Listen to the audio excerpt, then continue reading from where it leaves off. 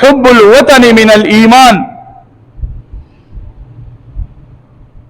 اول خدا کم روایت چې زه بیانوم نو د دې وس لږ وضاحت زه کوم چې دا حب الوطن من الایمان دا عموما خلک اکثر وایي چې دا حدیث دی، خدا حدیث نه دی لیکن مانن ټیک دی، مانن ټیک دی، یعنی معنی ټیک دا هم دغه خبره ده چې د وطن مینا دا د ایمان حصہ ده، لیکن لفظا د دې دا روایت د نبی علیه الصلاۃ والسلام نه دی شوی. نور د نور روایتونو داسې ملاویږي چې دا الفاظ ټیک دي، یعنی د وطن مینا دا ډیره ضروری او اهمه ده. نبی علیه الصلاۃ والسلام چې بکله مدینه منوره ته د سفر نه رانږدې شو او د مدینه منوره آبادی بخکاره شوې، نبی علیه الصلاۃ والسلام به د محبت د وجنا خپل سورلی خطه زکړه په سورلی تیزی کې هم خپل وطن ته ورسېد. د وطن مینا او محبت دا به د هر یو انسان بلکې خاص طور پر مسلمان دغه د ایمان حصے دی، به د وطن سره محبت کوي. ها ګلې شکوي به همي خامخا به راځي، ګلې شکوي ګلې د خپلو نه کېږي، ګلې د چا نه کېږي بھائی؟ د خپلو نه کېږي. په وطن کې به خامخا څه حالات راځي، څه حادثات به راځي، مهنګایي به راځي، د هغې په حواله سره به زه خفه یم، ګیله به کوم، لیکن د دې مطلب به هرګز دا نه چې زه به د خپل وطن یا د افواج پاکستان او یا به د خپل محافظینو خلاف یم، داسې نه ده نه. زه به د خپل وطن د محافظینو او د انتظامیې زه به د هغو سره کومک کوم، زه به د هغو مدد کوم. د هغې وجه دا ده چې زمونږ په ملک کې داسې خلک شته چې هغو دا ملک ورانول غواړي، په دې ملک کې داسې خلک شته موجود دي د په هر ملک کې چې دا ملک ورانول غواړي، ختمول غواړي. زه به د هغو علایکار نه جوړېږم، بلکې زه به څه کوم، زما میسج به هغه به پازیټیو وي. مونږ خو دا میسج ورکوو هر سړی چې هلکه دا وګورئ تر څو پورې چې په دې وطن کې دا ګیلاس نه آزاد شوی نو تر هغه پورې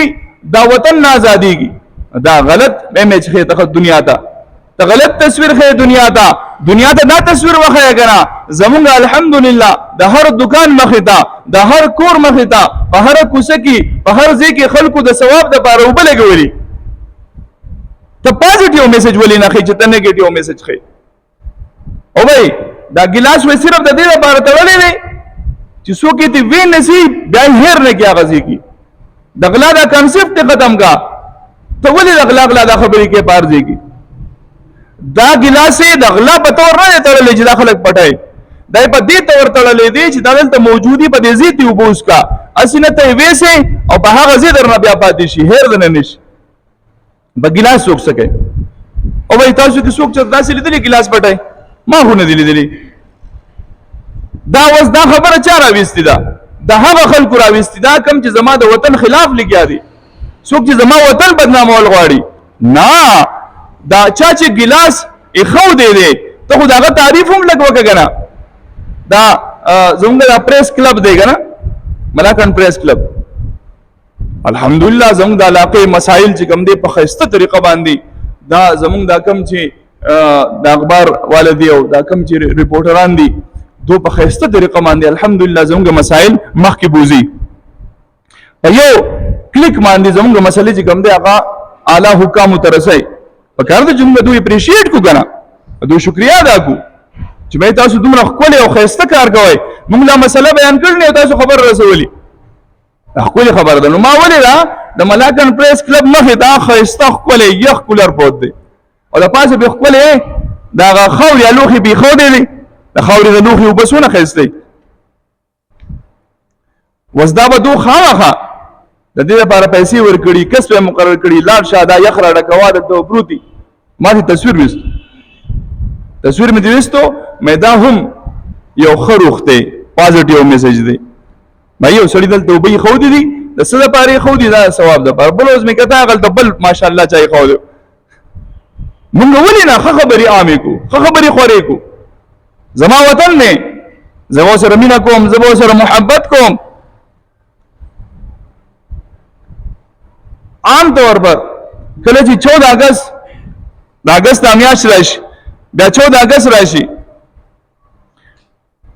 ځینې خلک داسې دا خبرې کوي یاره زه خو 14 اګست نه مناوم زه دې خلاف یم نو دا نور ملکونه بونږ پسې خاندي زموږ پسې بشاړي کوي وایي دا چې بېوقوف خلک دی آزاد ښکلی وطن ورته میلاو شوی دی او دی وایي چې یاره زه ازادي نه مناوم ما تاسو ته وایي ګیله د خپل نه کېږي زه په یو وطن کې اوسېږم زما به خامخا په یو څیز باندې اعتراض وي زه به ویم چې بھائی دا ټیک نه دی دا داسې دی داسې دی لیکن دا غلطه خبره ده چې زه به د ازادۍ او زه به د وطن سره د محبت جشن نه مناوم لیکن د جشن مناوهلو طریقه څه ده هغه مونږ یادو اول نمبر خبره خو دا د پاکستان زما وطن نه اسلامی جمهوریه پاکستان دی د دې جنډه ده د دې جنډې به زه عزت کوم د دې جنډې به څه کوم زه به عزت کوم زه به احترام کوم دا به زه خپلوم زه به خپلې سینې سره لګوم ځکه چې زما د وطن جنډه ده په میدان جنگ کې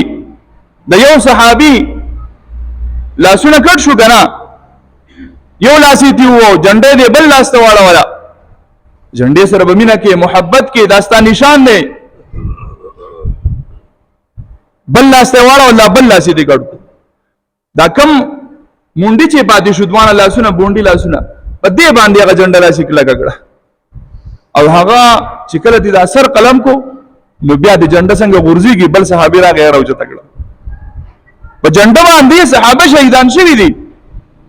زما د وطن جنډه ده زه به ادب او احترام کوم نو مونږ د 14 اګست پورې د دې د ماښامه پورې د جنډې عزت کوو یو ځای کې ما تقریر کوو یو کالج و نو په هغې کې ما وی نن 14 اګست مناویږي سبا به مونږ 15 اګست مناوو جو کسان ټول دې حیران شو چې 15 اګست خو انډیا والا مناوي مې 15 اګست په داسې مناوو چې دا کومه جنډه چې زمونږ د پاره حکم دی چې د ادب او احترام وکا هغه جنډه به سبا په ډیران نو پرتی په دې ځمکو به پرتی نو موږ به داسې وکړو چې 15 اګست به سره مناو کو او دغه جنډې به راغونډې کو چې دې بې حرمتي او بې ادبي ونه شي